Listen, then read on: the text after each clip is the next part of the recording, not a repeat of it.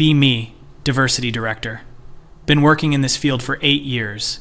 My job is basically making sure the company stays progressive and handles discrimination complaints. Pretty good at what I do.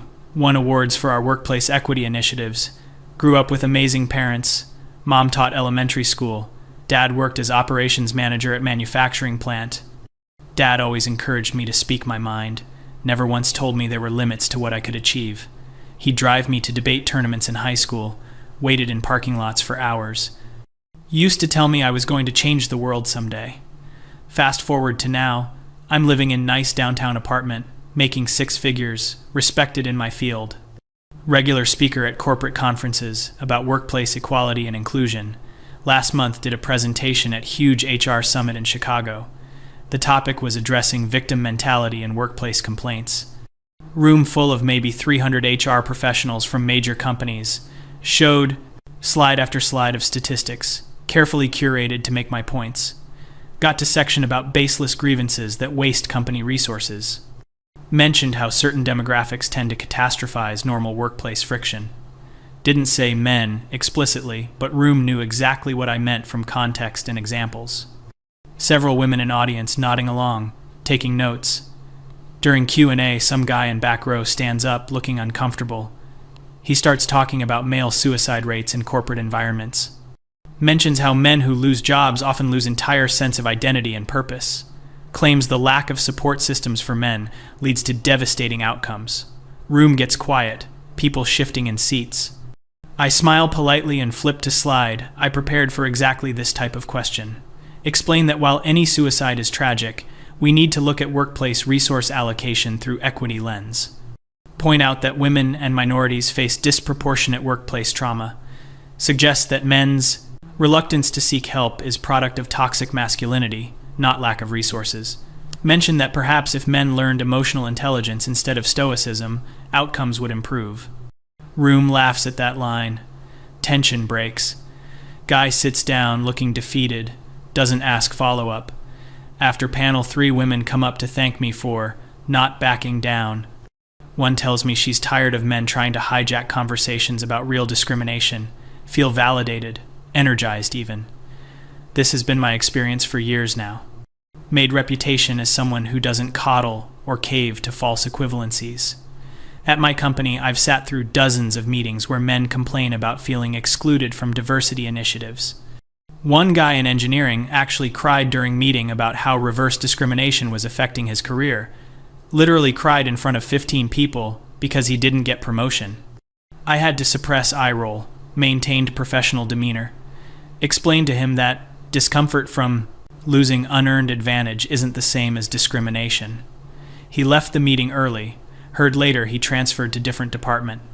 Honestly felt like I did company favor. Didn't need that fragility on team.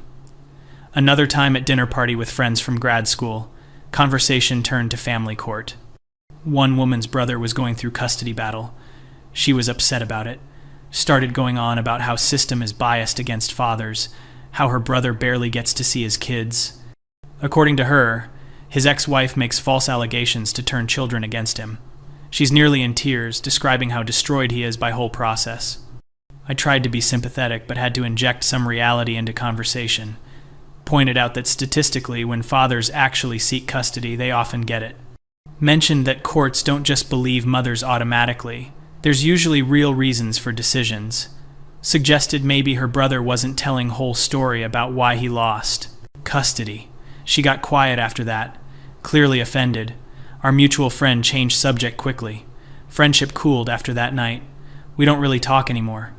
Her loss, honestly, can't have patience for people who can't handle facts. Had similar conversation at work about paternity leave policies. Company was considering expanding paid leave for new fathers to match maternal leave. During committee meeting, I argued this wasn't necessary or equitable. Pointed out that mothers have physical recovery needs fathers don't have. Suggested that equalizing leave might actually harm women's career advancement. If employers think men and women are equally likely to take extended leave, might affect hiring. Better to protect what women need than pretend biology doesn't exist. Couple male colleagues looked uncomfortable but didn't argue. Policy ended up being modified. Mothers kept longer leave guarantee.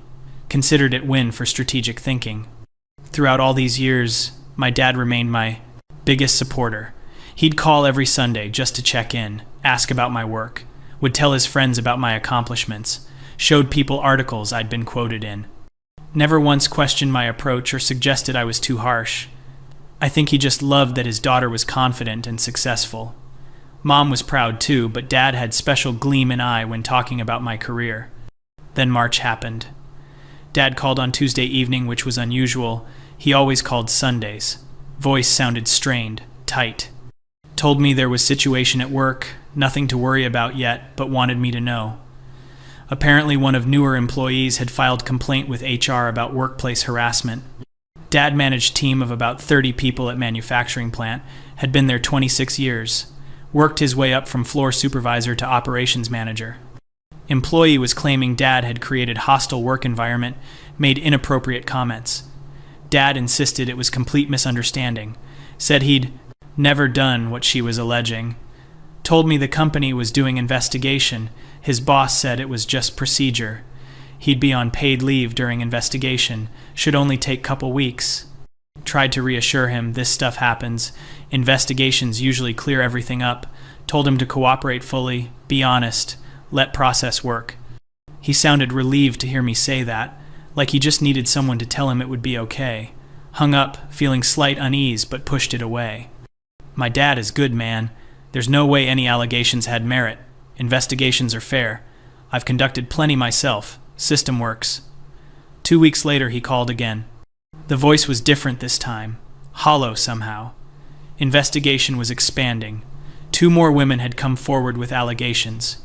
Claims were vague, things like uncomfortable comments about appearance, inappropriate touching of shoulders. Dad swore none of it happened the way they were describing. Said he might have complimented someone's haircut once, maybe put hand on someone's shoulder during stressful production deadline. Just normal workplace interactions he'd had for decades without issue. Now everything was being reinterpreted through sinister lens. Company had assigned him lawyer from corporate counsel. Lawyer told him to stop talking to former colleagues. Don't try to investigate himself. He asked me what I thought he should do. Told him to trust the process. Truth would come out. Said if he really didn't do anything wrong, investigation would show that. Suggested maybe he should reflect on whether his behavior might have been misinterpreted. Even well-intentioned actions can impact people differently than we intend. He got quiet on other end of line. Asked if I was saying he did something wrong. Quickly backtracked, said no. Just that investigations are thorough and he should be prepared for hard questions. We ended call awkwardly. Felt weird about conversation, but told myself I was helping him understand modern workplace realities. Investigation dragged on for 6 weeks. Dad called less frequently. When he did, he sounded increasingly desperate. His lawyer wasn't optimistic. Company seemed to be taking allegations very seriously. Rumor mill at plant had him already convicted, people he'd worked with for decades avoiding him. He'd gone to grocery store near plant and former colleague literally turned around and walked away. Told me he barely slept anymore. Just laid awake, replaying every interaction, trying to understand what happened. Started describing feeling of walls closing in, like he couldn't breathe sometimes. My mom called separately to say she was worried about him. To said he'd lost 15 pounds, wasn't eating. Would sit in garage for hours, just staring at nothing. She found him crying one night. First time she'd seen him cry in 30 years of marriage. Felt twinge of concern, but also slight irritation. This was stressful situation, but he was catastrophizing. Investigation would conclude, even if there were some findings, he'd get reprimand at worst. Men always think their careers are their whole identity, causes them to spiral unnecessarily. Then the call came that changed everything. Dad had been terminated effective immediately. Investigation concluded that while evidence was circumstantial, pattern of behavior suggested credibility of allegations. Company had zero tolerance policy, couldn't risk keeping him on. His 26 years of service, spotless record, none of it mattered. Security escorted him out. He wasn't allowed to say goodbye to his team. Retirement benefits were being reviewed, might be affected by termination for cause. He called me from car and parking lot after they walked him out. Couldn't form coherent sentences, kept starting thoughts and trailing off, kept saying, "I don't understand," over and over. Asked me how this could happen. How could they do this without real evidence? Told me the allegations were so vague they could apply to anything. How could he defend himself? Tried to console him, but honestly didn't know what to say. Suggested he focus on moving forward. Maybe this was opportunity for early retirement anyway.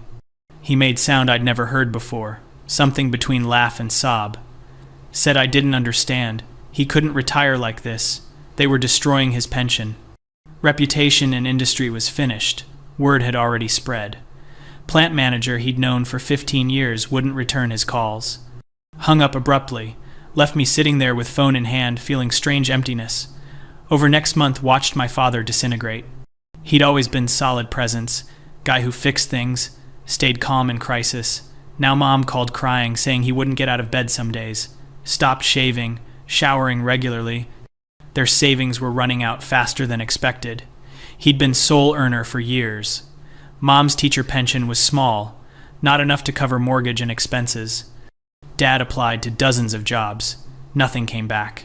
Background checks showed termination for harassment, automatic disqualification. He was 57 years old, no prospects, industry blacklisted. Started having panic attacks. Mom had to take him to ER twice, thinking he was having heart attack. Doctor prescribed anti-anxiety medication and suggested therapy. Dad refused therapy, said talking wouldn't change anything. His best friend of 20 years stopped coming to poker nights. Heard through Mom that friend's wife didn't want him associating with someone accused of harassment. Entire social circle evaporated within weeks. Church group they'd attended for decade started excluding them from events. Mom and Dad stopped going to avoid awkwardness. Memorial Day weekend I drove home to visit. Needed to see for myself how bad things were. Walked into house and barely recognized man sitting in living room. Dad had aged 10 years in 2 months. Eyes were sunken, hands shook slightly. Tried to hug him and he felt fragile, insubstantial. We sat in painful silence for a while before he started talking. The voice was flat, effectless. Described what it felt like to have entire life's work erased. 26 years of getting up at 5 a.m., working through holidays, missing family events for work emergencies, dozens of people he'd mentored, helped get promoted, written recommendations for. All those relationships just gone, people acting like he never existed. Or worse, like he was always monster and they just never noticed. Told me the isolation was worst part. Said he'd never understood before what it meant to be completely alone. Even Mom looked at him differently sometimes. He could see doubt in her eyes. Started crying while telling me this. Tears just running down face while he stared straight ahead. Something cracked in my chest watching him. This was my dad. Man who taught me to ride bike, attended every school play, who paid for my college, called every week just to hear about my day. Sitting here broken, and I'd told him to trust the process. Tried to offer comfort, but words felt hollow. Suggested he could rebuild, start fresh somewhere new. He looked at me with expression I couldn't read. He asked if I really believed that, if I thought anyone would hire him with this record, if I understood they'd taken everything from him based on accusations nobody could prove. The way he said it made me defensive. He started to explain that companies have to take allegations seriously, that they can't risk legal liability, that investigations are thorough and don't end in termination without reason. He cut me off, asked me point blank if I believed he did what they accused him of. Sat there, frozen, unable to answer immediately. In that pause, everything changed. Saw realization dawn on his face that even I had doubts, his own daughter who knew him better than anyone. He stood up and walked out of room without another word. Spent rest of weekend in tense silence. Mom told me privately that he'd been hoping I would help him fight this. Thought maybe my expertise in HR and workplace issues could give him advice, but I just told him same things everyone else did. Trust the process. Companies do thorough investigations. Where there's smoke, there's fire. Drove back to city Sunday evening, feeling sick to stomach. Couldn't shake image of Dad's face when he realized I doubted him. Threw myself into work to avoid thinking about it. Had major conference coming up in Seattle, needed to finalize presentation. Topic was believing survivors and creating safe reporting environments. Had been working on this presentation for months before Dad's situation. Now staring at slides felt different. One section discussed importance of not requiring concrete evidence for disciplinary action, argued that overemphasizing evidence creates chilling effect on reporting. Another section addressed pushback from accused parties, suggested that denials and claims of unfairness are typical responses that shouldn't derail process, had included statistics about how rarely false accusations occur, how the real problem is underreporting, not false reports. Sat at laptop at 2 a.m., trying to reconcile these talking points with Dad's situation. Told myself his case was different. These principles were still sound. False accusations are rare. His situation was outlier. Except I'd said that exact thing to people over the years. Told that guy at Chicago conference that men catastrophize job loss. Told my friend her brother probably deserved losing custody. Told colleagues that men claiming false accusations are usually hiding real misconduct. Remembered the engineering guy who cried during meeting. How I'd thought he was fragile and pathetic for being upset about career setback. Dad was now crying alone in garage, having panic attacks, unable to work. Was that fragility or was that normal human response to devastating loss? Started going through mental catalog of every time I dismissed men's pain. Dinner, party conversation about custody battles where I suggested father was lying. What if that guy was telling truth like Dad was? Conference presentation about male suicide, where I blamed toxic masculinity instead of systemic issues. What if those men felt as trapped and hopeless as Dad did now? All the times I'd rolled my eyes at mentions of false accusations, suggested they were convenient excuse for men who didn't want accountability. Dad had been falsely accused. He was living nightmare of destroyed reputation anyway. Spent entire night going down this rabbit hole. Every confident assertion I'd ever made now seemed hollow. Called in sick to work next day. Couldn't face anyone. Laid in bed scrolling through articles I'd shared on social media over years. One about how men's rights activists were disguising misogyny as legitimate grievances. Another about how workplace diversity initiatives can't cater to male fragility. A thread I'd written about how impact matters more than intent in harassment cases. That last one stopped me cold. Had literally argued that someone's intent doesn't matter if recipient feels harmed. Exactly the logic used to fire my dad. He didn't intend anything inappropriate, but women felt uncomfortable. Impact over intent. That was the standard I'd championed. Picked up phone to call Dad, put it down. What would I even say? Next few weeks passed in blur. Mom called to say they were selling the house. Couldn't afford mortgage without Dad's income. Mom's pension wasn't enough. House I grew up in, where Dad had built deck and backyard and finished basement himself, where every doorframe had marks showing my height at different ages. Going to some stranger because Dad's career was destroyed. Mom's voice was steady, but I could hear strain underneath. She'd started picking up substitute teaching jobs whenever possible. At 62, she was working more than she had in years to keep them afloat. Asked how Dad was doing. Long pause before Mom answered. Said he was having bad days and worse days. Therapist he finally agreed to see was concerned about his mental state. Used words like severe depression and ideation. That last word made my blood freeze. Asked Mom what she meant by ideation. She started crying, something Mom never did. Said therapist was worried Dad might hurt himself. That level of hopelessness and despair was dangerous. He told therapist he didn't see point in continuing. Everything he'd built was gone. Everyone he knew had abandoned him. Felt like burden on Mom and family. Therapist wanted him to consider inpatient treatment. Dad refused. Said he wasn't crazy, just destroyed. Sat there holding phone, listening to Mom cry. Thought about all the times I'd heard similar stories about men in crisis. Custody battles that ended with suicide. Job losses that led to depression and overdose. Accusations that resulted in men taking their own lives. Every single time I'd thought somewhere in back of mind that there must have been something real there. That level of consequences doesn't happen to innocent people. System has checks and balances. Where there's smoke, there's fire. Now my dad was the smoke. And I knew with absolute certainty there was no fire. Just vapor and mirrors and people covering their liability. Started researching what happened in cases like Dad's. Found support groups online for people accused of workplace misconduct. Stories were horrifyingly similar. Vague allegations impossible to disprove. Investigations that assumed guilt and worked backward. Decades-long careers ended based on he said, she said. Families destroyed, savings depleted on lawyers. Depression, anxiety, PTSD, suicide attempts. Forums full of men describing exact same feelings Dad expressed. Isolation, hopelessness, betrayal by system they'd trusted.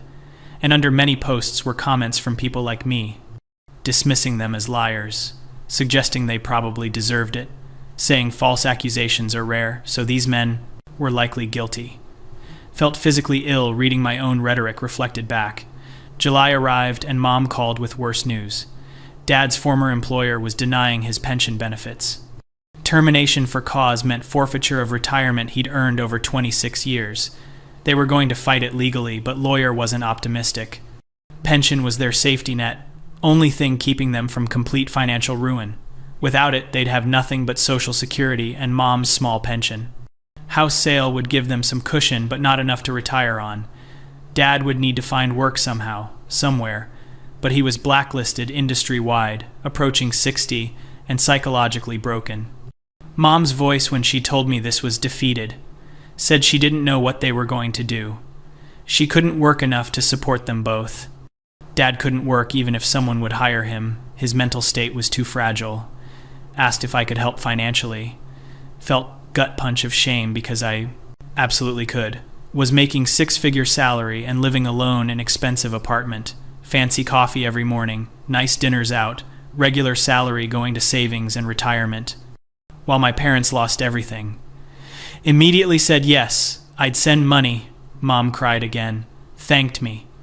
Said they didn't want to be burdened, but didn't know where else to turn. After hanging up, sat staring at wall for a long time. My career was built on principles that destroyed my father. Was paid very well to enforce policies that had erased his life's work.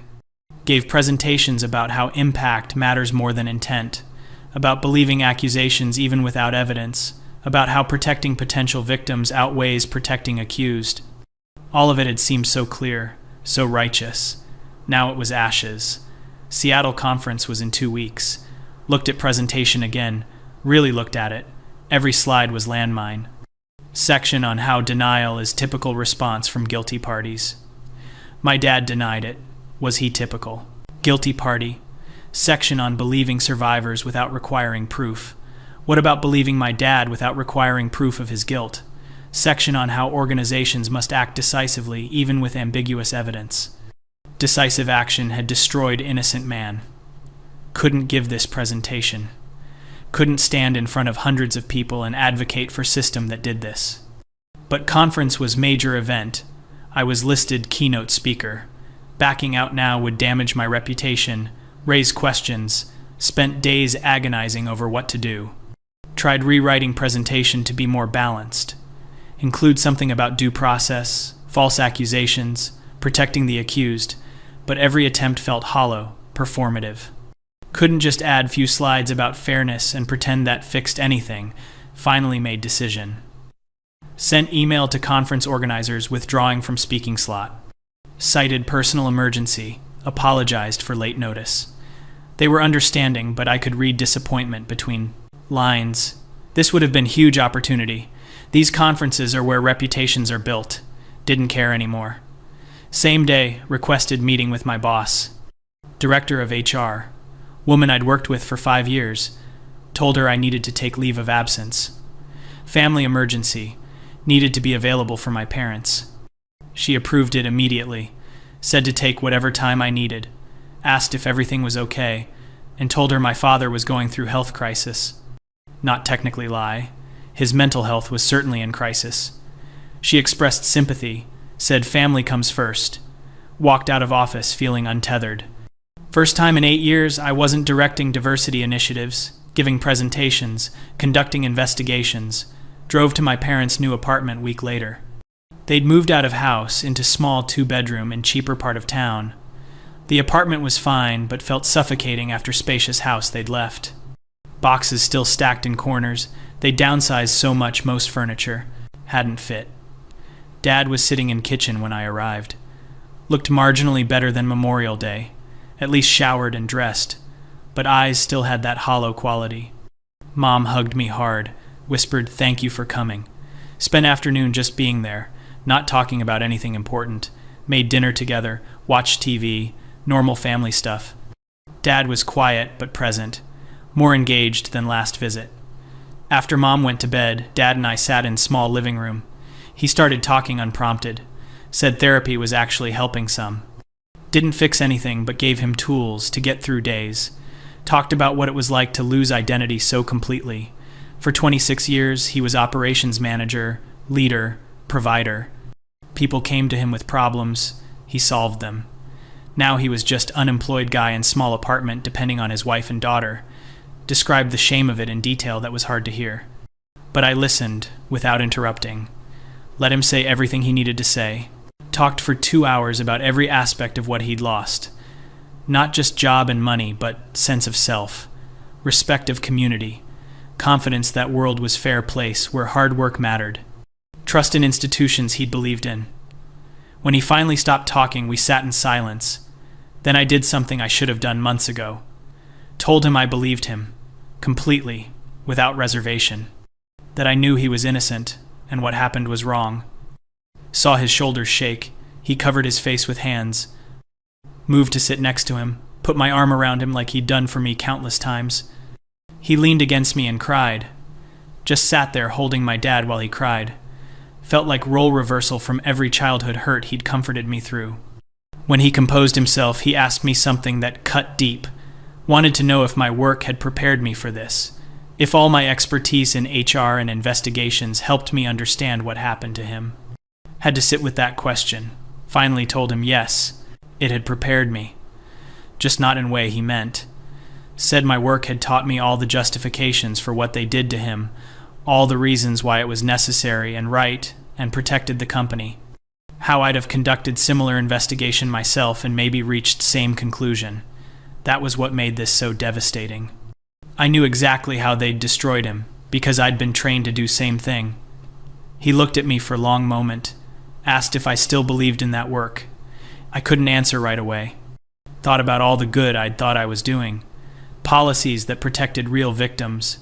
Initiatives that helped underrepresented groups. Investigations that removed actual predators from workplaces. Those things were real and important. But so was this. So were the men I'd dismissed and mocked. The fathers who'd lost custody. The workers who'd lost careers. The suicide statistics I'd hand-waved away. Finally told Dad I didn't know what I believed anymore. That I'd been so certain and now nothing was clear. He nodded like he understood. Said, certainty is luxury, and he'd lost that too. We talked until late, really talked. He told me he didn't want me to abandon my principles completely. Said some of what I advocated for was right and necessary, but maybe there was room for more nuance. More consideration that people are complex and situations aren't always clear, that good people can be destroyed by well-intentioned systems. Asked me to just remember what happened to him, carry it with me when making decisions about other people's lives. I promised him I would. Spent next few days helping them settle into apartment. Organized boxes, hung pictures, tried to make place feel like home. Watched Dad carefully, noticed how he moved through space differently now. Tentative. Smaller somehow. Man who used to fill room with presence now seemed to be trying not to take up space. Mom pulled me aside one morning while Dad was at therapy, thanked me for being there and for believing him. Said it meant everything to Dad that I was on his side. Then asked me something I'd been dreading. Wanted to know if there was anything I could do professionally to help him. Some way to clear his name or challenge the termination. Had to tell her there wasn't.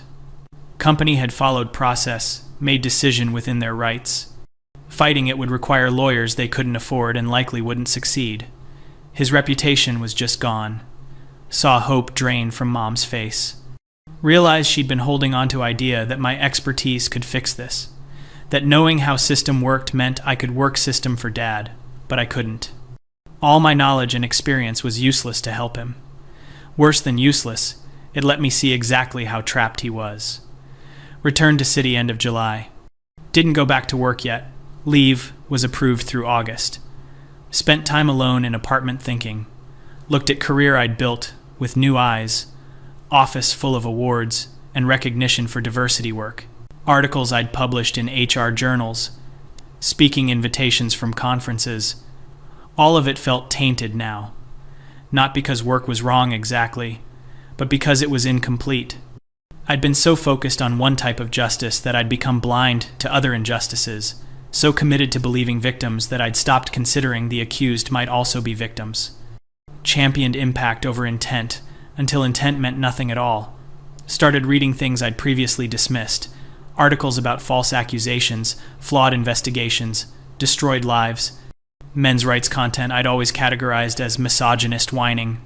Some of it was still that, but some of it was real pain from real people, stories like Dad's repeated hundreds of times. Patterns I'd refused to see because they didn't fit my narrative. Found myself in weird limbo. Couldn't go back to believing what I'd believed before, but didn't know what to believe instead.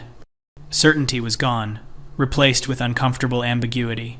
September came, and had to make decision about work.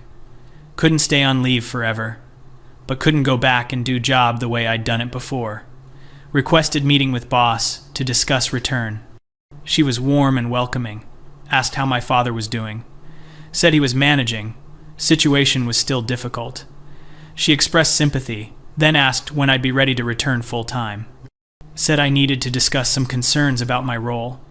Her expression shifted to puzzlement. Told her I'd been doing a lot of reflection. That family situation had given me new perspective on some of our policies. Wanted to discuss implementing stronger protections for accused parties in investigations, more rigorous evidence standards, better due process. I watched her face close off. She reminded me that our priority is protecting victims and maintaining safe workplace. That's what company expects from diversity and inclusion department.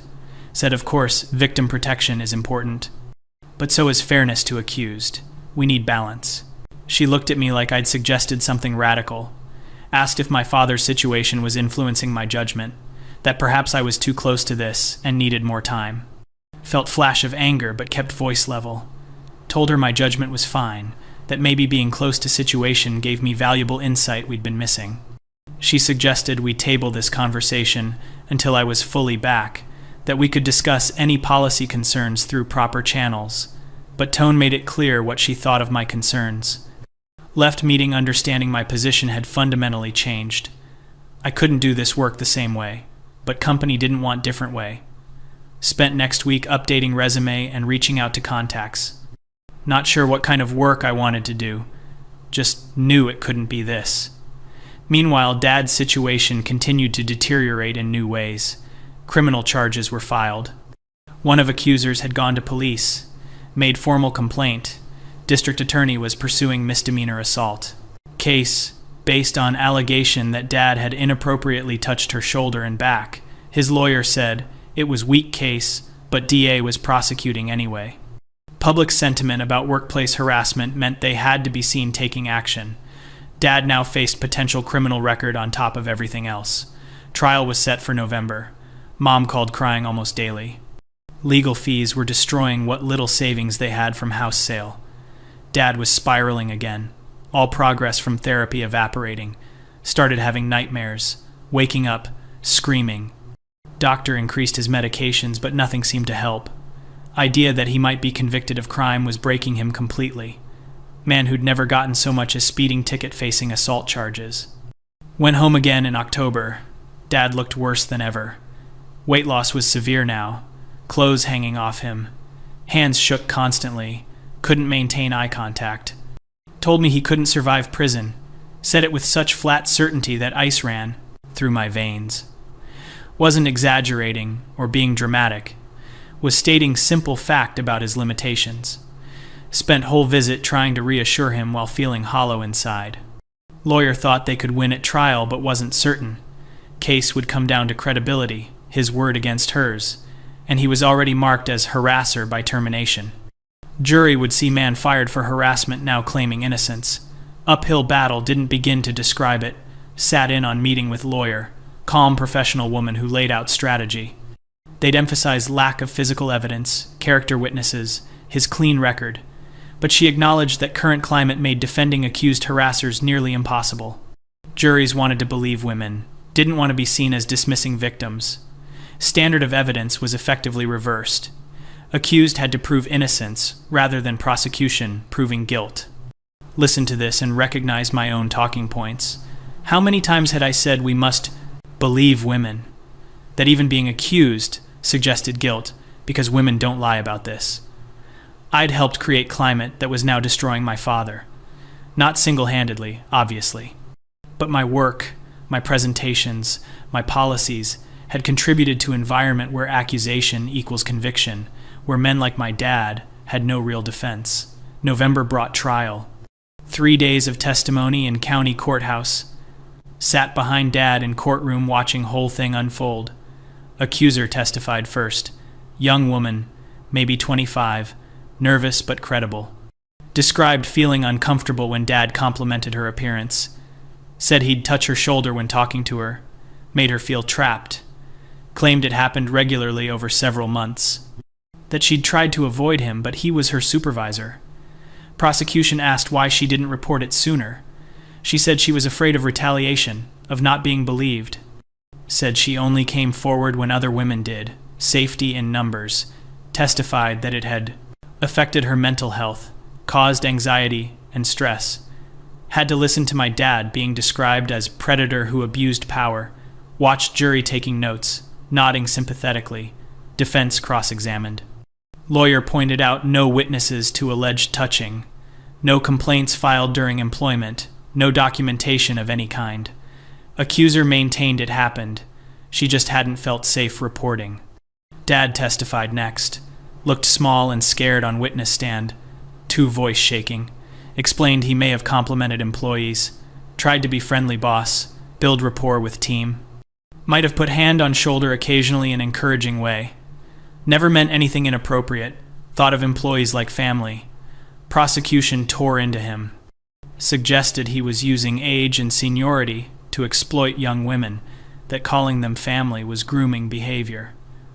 I heard my own words coming from prosecutor's mouth.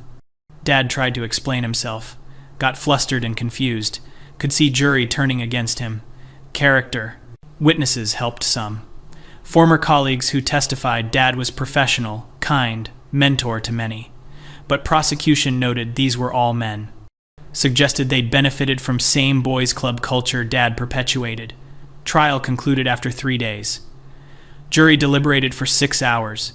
Came back with guilty verdict. Misdemeanor assault, sentenced to probation, mandatory counseling, fine, criminal record.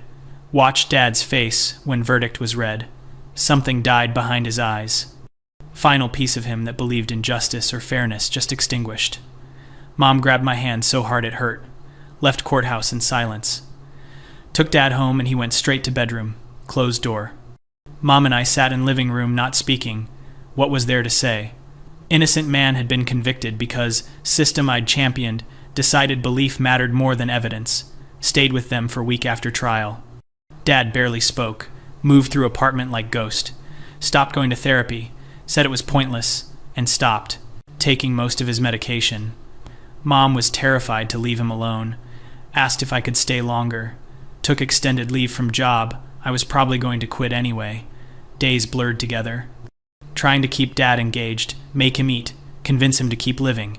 Watching man who'd been my hero reduced to shell. Understood then what all those men I'd dismissed had felt.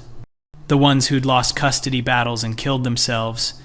Who'd lost jobs and spiraled into depression. Wasn't that they were weak or fragile. Was that being destroyed systematically by institutions while everyone watches is unbearable. Losing everything you built, everyone you trusted, all sense of justice is soul-crushing. Dad wasn't catastrophizing. He was living nightmare that I'd told other men was exaggerated. One morning in December, sat with Dad in small living room. He was staring out window at nothing. Started talking without prompting. Said he'd been thinking about all the years he worked at plant, all the times. He stayed late, came in on weekends, solved problems nobody else could, times he'd mentored younger workers, helped them advance. Christmas parties he'd organized, team-building events, safety initiatives, 26 years of memories. Now it was all rewritten, every interaction reinterpreted as sinister. Legacy wasn't dedicated worker and good boss. was predator who finally got caught. Ask me how you live with that. How you wake up every day knowing that's what people think. That your grandkids will Google your name and find criminal conviction, and that you can't even defend yourself because defending yourself proves guilt. Didn't have answer. Just sat there crying. He looked at me and said something I'll never forget. Told me he didn't blame me. That I'd been trying to make world safer for people like those women. Said he understood why I'd believed what I believed, but asked me to promise something. To remember that he was innocent. That when I went back to my work and my life, I'd carry this with me. Remember that people being accused are people. That evidence matters. That process matters. That truth matters. Promised through tears. He nodded and went back to staring out window. Sat there, understanding I'd been outsmarted by my own logic. Spent years building career on certainty that I was right. That my way was just and necessary. Built whole identity around being person who didn't cave to male fragility, who centered victims and didn't let accused derail conversations. Now forced to watch those principles destroy the one man I loved most. Couldn't argue against the logic because it was my logic. Man who'd always supported me, who'd believed in my work even when it went against his interests. Was collateral damage of worldview I'd championed. And I had to live with that. Had to sit in an apartment watching him barely survive, knowing my career was built on framework that made this possible. No appeals left, no arguments to make. Just crushing weight of being exactly wrong in most painful way possible. Dad was innocent. System destroyed him anyway, and I'd spent years explaining why that was necessary.